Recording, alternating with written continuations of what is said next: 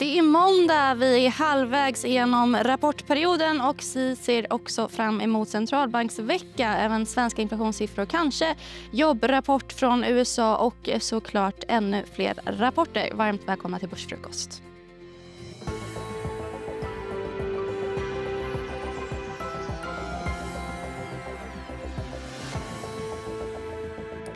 Det är den 3 november idag. Jag heter Anna Stjernqvist och vid min sida har jag Peter Hedlund. Vi är alltså mitt i rapportperioden nu och vi inväntar makrosignaler, tunga makrosignaler, men kanske rapporterna väger tyngre den här gången, eller? Ja, men definitivt. Och skönt är väl det att man kan fokusera på vad bolag faktiskt presterar istället för att behöva gissa utifrån makroindikatorer.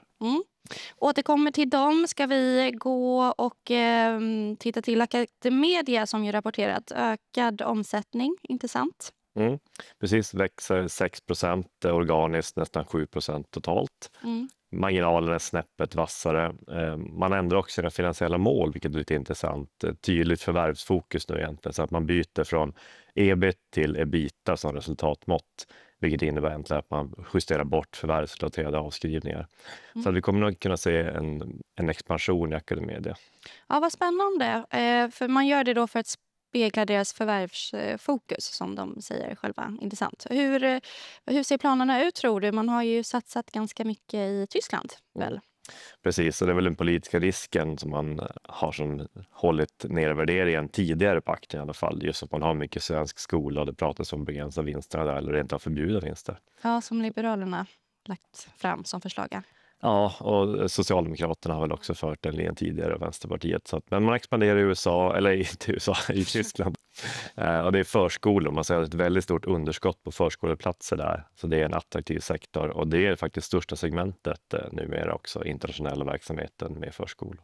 Ja, intressant. Och aktien har ju gått riktigt starkt på senaste, upp 60% ett år. Den har ju det efter många turer där. Den var ju pressad i turerna med Akelius när han gick in och köpte Mellby Gårds aktier och ville göra det till ett i princip icke vinstdrivande bolag. Sen backade han på det och det köpet gick tillbaka, så att Mellby Gård är fortfarande huvudägare. Och sen nu föreslår man också inlösenprogram igen som sticker ut lite på Stockholmsbörsen. Men i princip är det en extra utdelning, kan man väl egentligen säga, till aktieägarna. Det är väl lite politiskt känsligt att dela ut för mycket, så man delar ut tror jag, drygt 2 kronor per aktie. Och sen blir väl återköpet här nu tror jag 400 miljoner som är 4% av börsvärdet ungefär.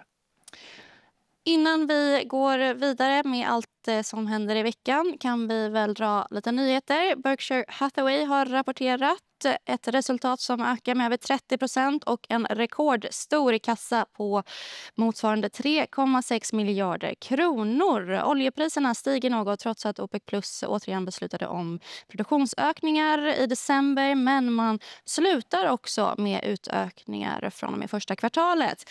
I Kina har vi fått deras alternativa mätning av industri-PMI, Rating Dog, som föll mer än väntat till 50,6 i oktober. Officiella mätningen som kom i fredags visade en ännu större nedgång till 49, alltså under tillväxtgränsen.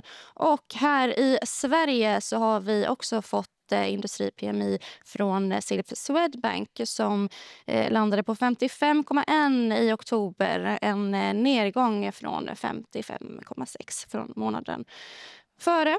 Inte allt för dumt. 55 över tillväxtgränsen på 50. Ja, men det är väl ganska starkt. Jag vill gå tillbaka till Berkshire här med Warren Buffett. Då. Det är intressant att han håller en så stor kassa, har inte ökat kassa nu i flera år. Och de måste ju hålla en viss kassa för försäkringsverksamheten, men det här är ju med att han tycker att börserna är dyra och de är på all time high.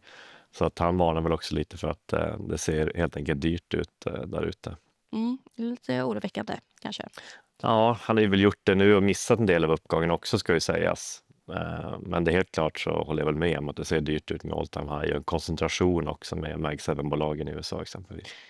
Om jag får återgå till industri-PMI då, kanske inte det mest spännande, men vi väntar ju motsvarande siffror därifrån USA i eftermiddag klockan 4. Och vi ska ju också få jobbrapport från USA, men i och med att vi kanske inte får det om nedstängningen håller i sig som den ser ut att göra, då kanske de här signalerna blir ännu viktigare, eller vad tror du? Ja, och sen är rapportperioden i full färd också, så det är klart att man tittar mer på bolagens siffror kanske. Mer än Industri-PMI. Ja, jag skulle göra det i alla fall. Och, men vad tror du om den här nedstängningen då? Vi börjar ju närma oss nytt rekord i längden på denna. Den har varit nedstängd i 34 dagar, snart 35 dagar. Och då slår man rekordet från 2018-2019. Ja. Nej, jag har inte hört något nytt på den fronten egentligen, så det känns som att Trump är väl inte superstressad över den här nedstängningen, utan man låter det ta den tid det tar och hoppas få igenom det man vill helt enkelt. Det ser ut att bli ett kraftigt ras för Academedia här i inledningen. Ner 9-10% nästan på en i övrigt ganska så munter. Börsen är ner 0,5%. Ja, det är lite förvånande tycker jag. Men det är som du sa, den har gått väldigt, väldigt starkt in i rapporten här. Och man är ju redan på sina finansiella mål egentligen. Man har 7% marginal på rullande 12 månader. Man växer i 6%, man ska växa mellan 5-7%. Så det är klart man kanske måste överprestera för att försvara den här nivån. Men jag tror ändå inte aktien är så våldsamt dyr. Nej.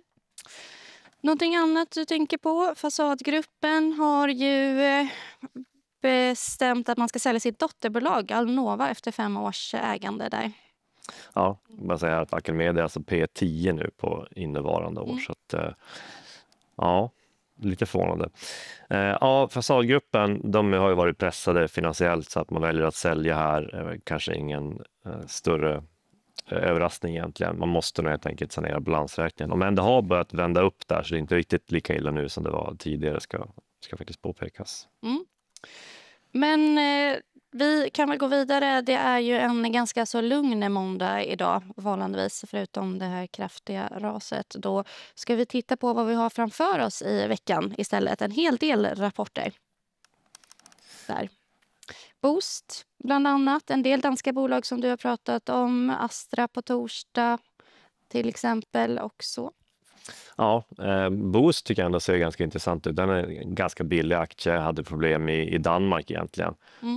Och det är klart att Danmark har ju varit problem på många håll, i synnerhet i aktiekurserna då. Vi pratar Novo och Pandora, de här bolagen. Men jag tycker ändå att det ser ändå hyggligt billigt ut på många håll där. Men tyvärr kanske befogat också. Lite tråkigt tycker jag är i Pandora att Alexander Lasik väljer att lämna den framgångsrika vdn sedan många år tillbaka. Så det är en osäkerhet. Och sen som du vet, silverpriserna är också skenat och det är största insatsvaran de har i sina smycken. Så att det blir intressant att se hur de kan parera den situationen också. Och Novo Nordisk på onsdag.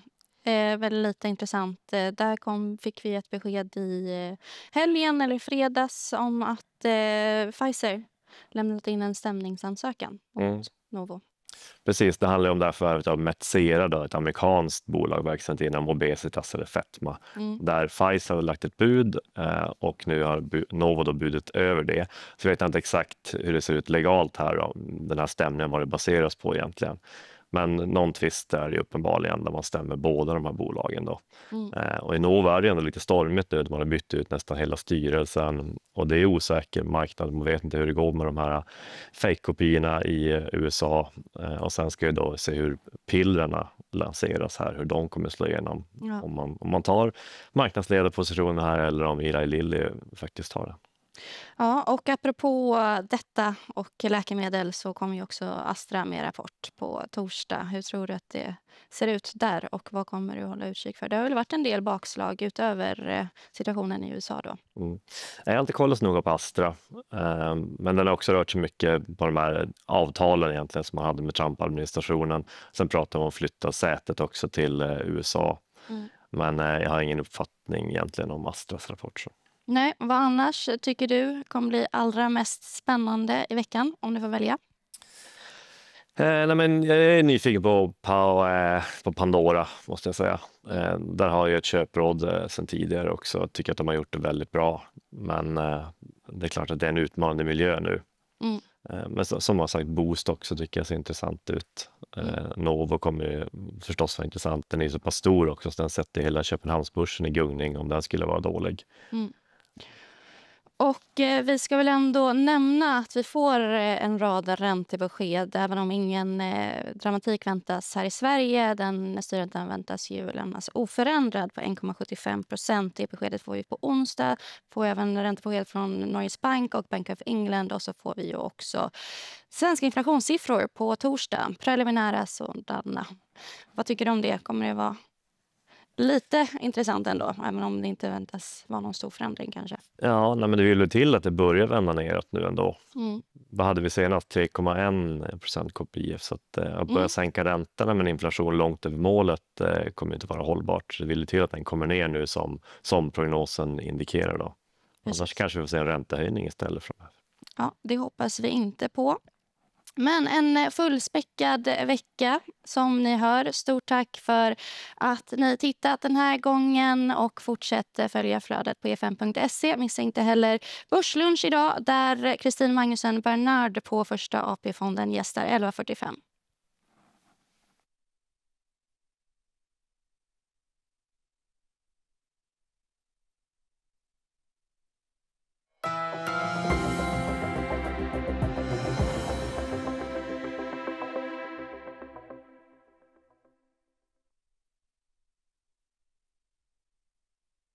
Det här är en podd från EFN Ekonomikanalen. Ansvarig utgivare är Anders Hägerstrand.